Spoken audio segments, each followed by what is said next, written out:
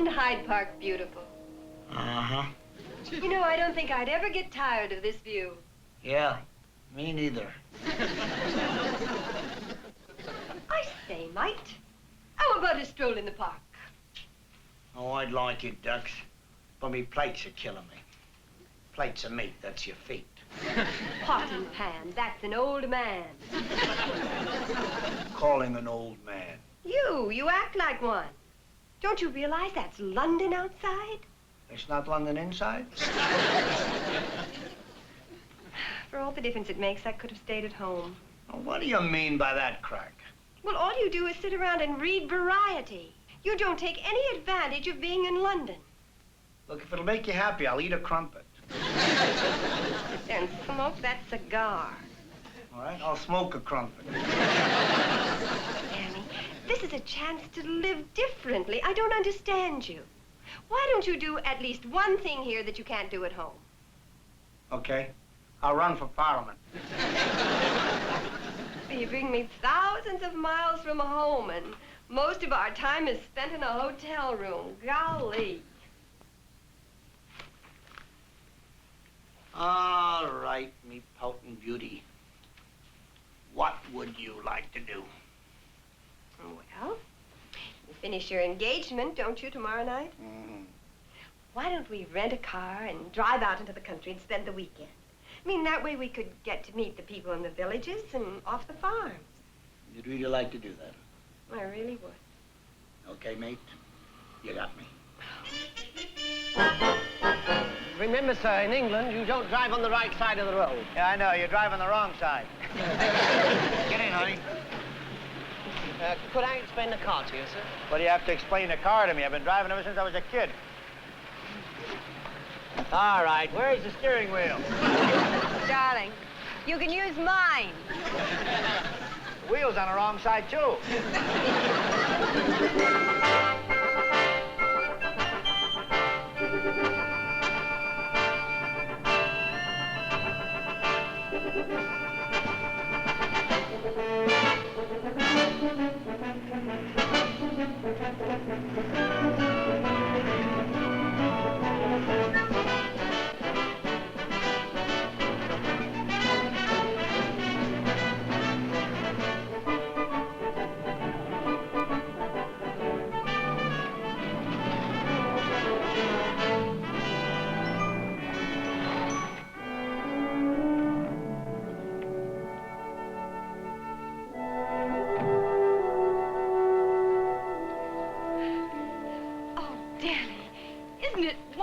It's just perfect. Yeah, sure is. I'll bet these buildings haven't been touched in over 100 years. Yeah.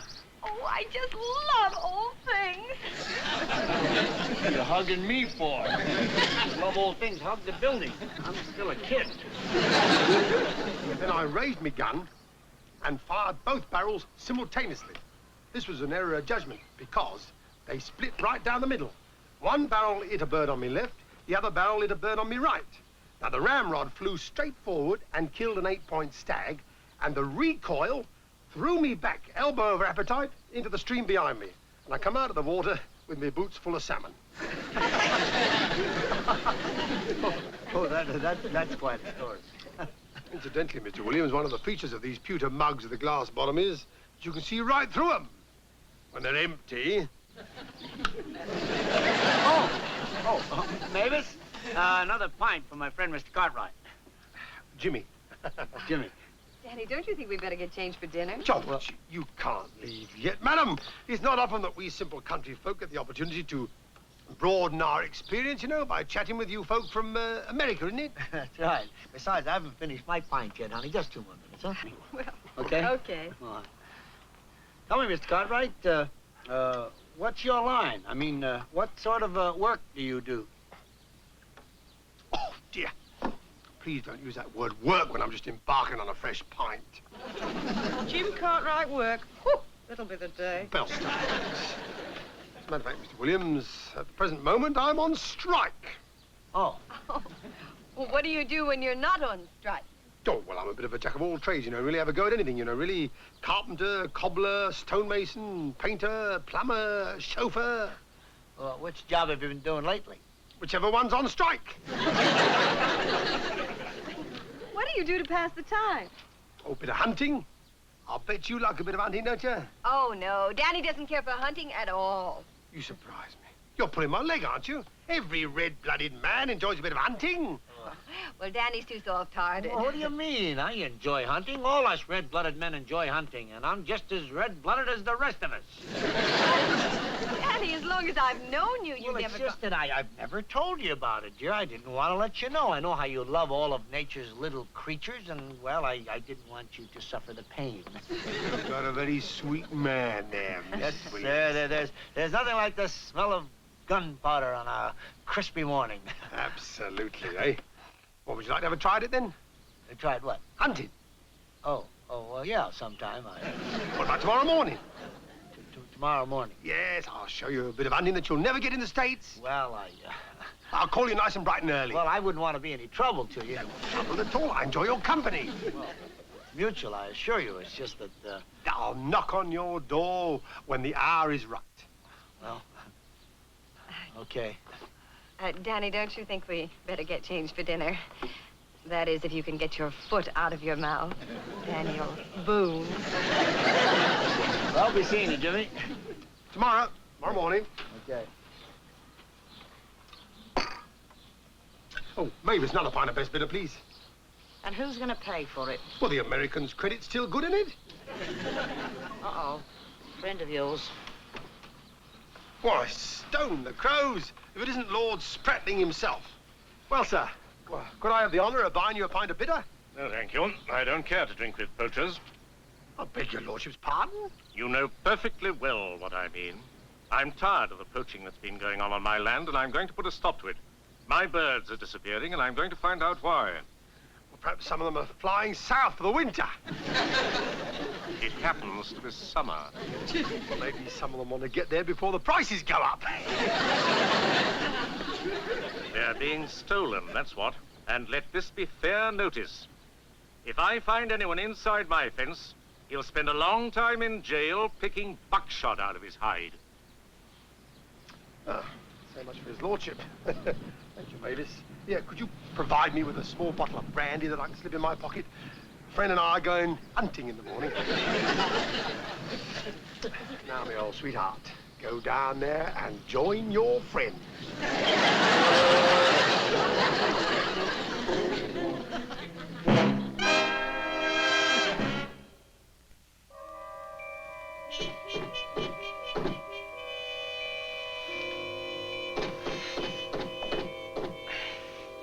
Danny? Danny? Oh, what's the matter? Oh, somebody's knocking at the door. Who would be knocking at the door at this hour? I don't know. Maybe it's the maid with the morning tea. Morning tea. Mm-hmm. Tell her to slip it under the door. Oh, Danny, you could at least find out who it is. Who is it? Cartwright, hunting out hunting. Hunting. Oh, no. You had to open your big mouth, Frank Buck. Boy, I'll get rid of him in a minute. Coming.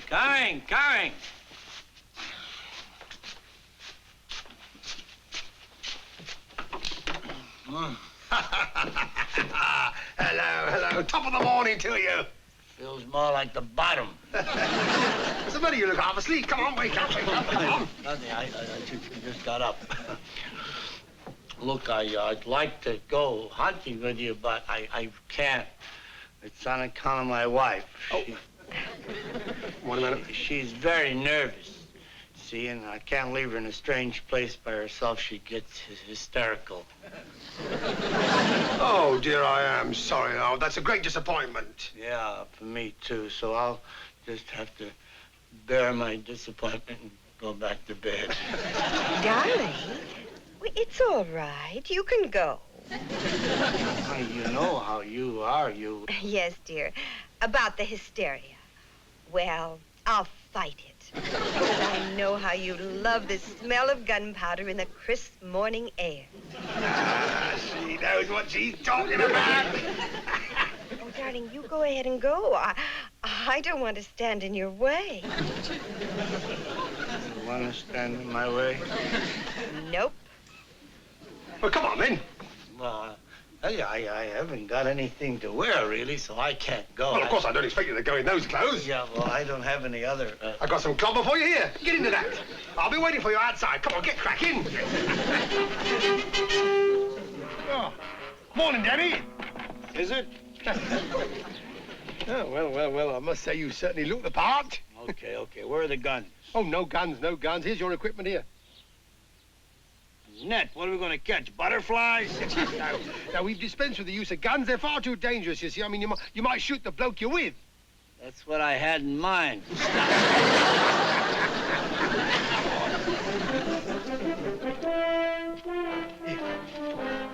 Through there. Go on. This is the silliest kind of hunting. What's the matter? You wake up the birds. Oh, that's fine. Them you let sleep. Me, you wake up. Go on, down through. Run, snake. Snake!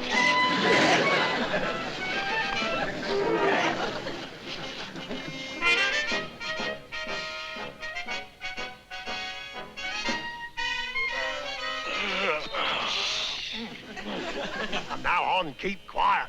Oh.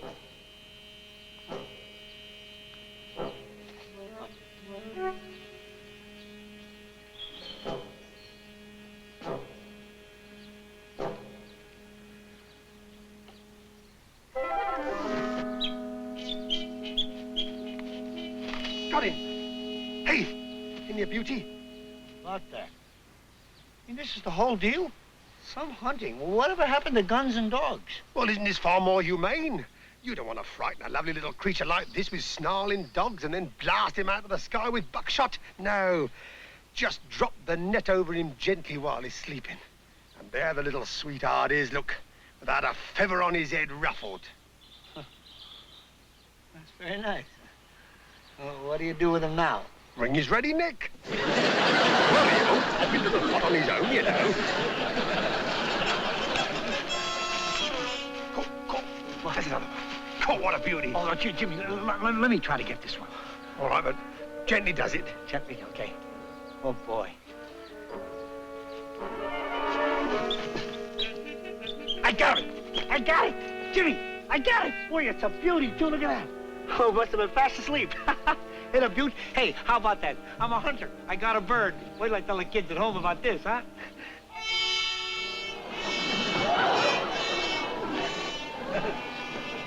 Hi. You catch anything? I think I'm just about to. Oh, you can put that gun away because my friend here show you how to get in the real humane way, just with a net. Boy, he's bagged 5 already. I just got this one. Really? Oh, he's really a hunter, this kid. You gotta meet him. Jimmy, come here. We got a visitor. Come over here. Well, where are the birds? Birds? What birds? What do you mean, what bird? These birds right here. Come on. Oh, don't just stand there. Stop being so modest. Come over and meet him. Greatest hunter in these woods, I want to tell you. How about this, huh? I can make a nice sandwich, won't it? This is, my friend, Jimmy Cartwright. That's, Mr., Lord Spratling. His lordship and I are acquainted. Oh, how are you, sir? Care to join us? No, you join me. Huh? Cribbins? Ribbon? Hello, Bert. Hello, Jimmy. Come along, gentlemen, please. What? Did we do something? I reckon you have. Well, what's the matter? Better ask his lordship.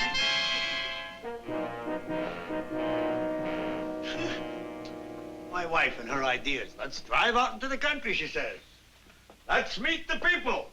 Well, that's what I'm doing. I'm meeting constables and judges and prisoners.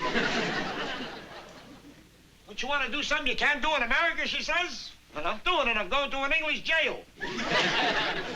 Boy, make a nice composition for Rusty's English class. Why they hung my father. I'm sorry about this, Danny. Not half as sorry as I am letting you drag me out of bed so I can help you steal birds. But this wasn't stealing. It was poaching.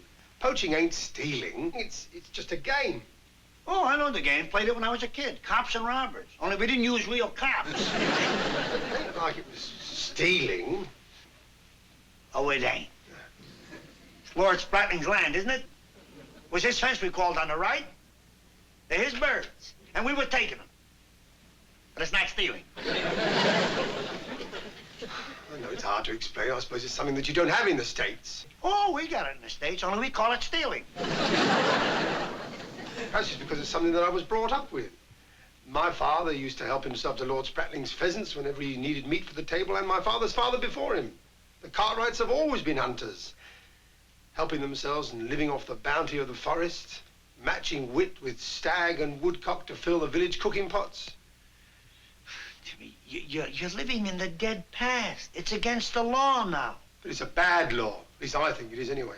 What nature put there is everybody's, isn't it? Jimmy. I've tried to give up poaching, but I can't. A man's got to live. Ever think about getting a job? No jobs for me, not in the outdoors, not here in this village. What's the matter with working indoors? I tried that once. Took a job as a clerk. Cooped up inside 4 walls from morn till night. I couldn't live that way. A man's got to hear the wind whistling through the trees and feel the moss springing under his feet. And now they're going to put me inside 4 walls for a long time.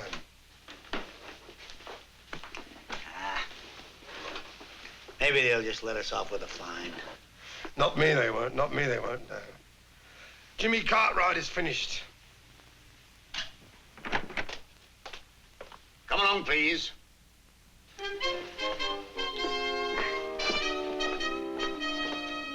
Hats off.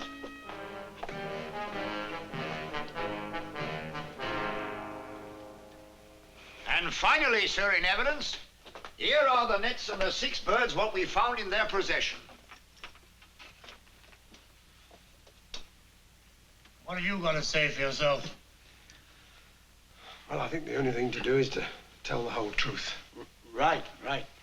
When you're in this sort of trouble, the only way out is to tell the bare facts and rely on His Honour's understanding. Truth is always best. The truth, then. Right. Here goes. Your Honour, the truth is that my friend Williams here belongs, as I do, to the Free World Audubon Society. He has just relinquished his post as the curator of the Emeritus Museum to cross the storm-tossed Atlantic at great risk to life and limb in order to conduct medical research into the latest scourge which has been decimating the bird population of this county. I'm referring, of course, to Pheasanticus asthmaticus. We had been hoping to keep this a secret in order not to stir the population into a panic. However, early this morning, returning as we were from the library after burning the midnight oil on voluminous research into this subject, we were suddenly startled to hear the heart-rending cry of a pheasant in the mortal throes of this terrible disease. With no thought for ourselves and at some risk, and without considering that we were in our best bib and tucker, we immediately clambered over the hedge, found the ailing birds, and started to administer delicate heart massage. Alas, we were too late to save all of them, and 6 of them we had to put out of their misery. Those are the 6 birds that you see there in front of you. We was just attending to the last case when the good constable here arose, and naturally, I won't hold this against him, naturally, he sees us in this predicament and arrives at the wrong conclusion and assumes that we are up to some nefarious activity. Well, I am willing to forgive him for that and proceed no further with my charges against him, as I am not a bitter man by nature. How do you account for the fact that the constable said he heard Williams cry out, "I got it"? Yes. Yes, I'm glad you asked me that, Your Honour. At that precise moment in time, my friend Dr. Williams thought for one terrible moment that he too had contacted this dread disease. Seems to me we're wasting time. Mr. Williams, I'm going to assume that you were an unknowing and innocent accomplice. But as for you, James Cartwright, you have for a long time been known as the king of the poachers. And it's time you learned to respect the English tradition for law and order. Maybe a term in jail will teach you to respect that tradition. Well, Your Honor, I know I'm not a good man, but I've never gone back on my pledged word. And I hereby give you my solemn oath that if you let me off this time, I'll never again no more touch nothing that don't belong to me. I'm afraid there's nothing more to be said. Court finds... Your Honor, may I say something? What is it, Mr. Williams?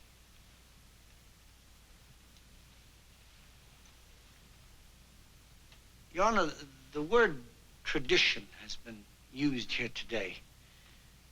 And to us in America, the British regard for tradition is a wonderful thing. The true strength of England, you might say. Now it's been said that Jimmy Cartwright does not respect tradition. But is that really true? Lord Spratling, you inherited your title from your father, who was a nobleman before you, as was his father before him. You inherited your coat of arms. You live in the ancestral mansion. That's tradition. You said, Your Honor, that Jimmy is the king of the poachers. Well, in a way, he inherited that title, too. From his father, who was a poacher before him. And his father's father before him. As I see it, as long as there's been a Spratling to build a fence, there's been a Cartwright to crawl under it. And that's Jimmy's tradition, living off the land. A tradition established by his ancestors when, incidentally, it was not a crime. The British regard for tradition, as I said, is a wonderful thing. But I think the greatest of all is the tradition of the English courts for dealing out justice with understanding. With that thought in mind, I beg Your Honor's compassion for this man who has realized that his family tradition has become obsolete. And he has sworn that he will uphold the law in the future. Hear, hear. Actually, I have no choice in the matter. Unless, of course, Lord Spratling chooses to withdraw the charges. Well, actually, I suppose I'm to blame for putting temptation in his way. All those birds and me without a gamekeeper. Practically an invitation to poach. Should have had a gamekeeper. And as he knows every foot of my land better than I know it myself, I'll withdraw the charges if Jimmy will come to work for me as my gamekeeper. Well, Jimmy? May my ancestors forgive me. I accept.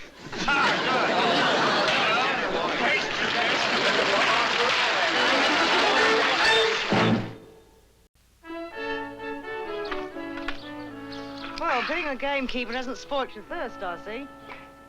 You know, I can't get over it. You being gamekeeper. Well done, Mavis. Well, if you ask me, it's like hiring the cat to watch the goldfish. Now listen to me, Mavis Micklethwaite. Jimmy Cartwright will look after his lordship's pheasants with the same skill and zeal with which he previously poached them. Yeah, I thought I saw you out here. I haven't had a chance to drink a toast to your new job. Come on, let's have a pint here. But it's sorry, my good man, but we gamekeepers cannot be seen drinking in public with you poachers.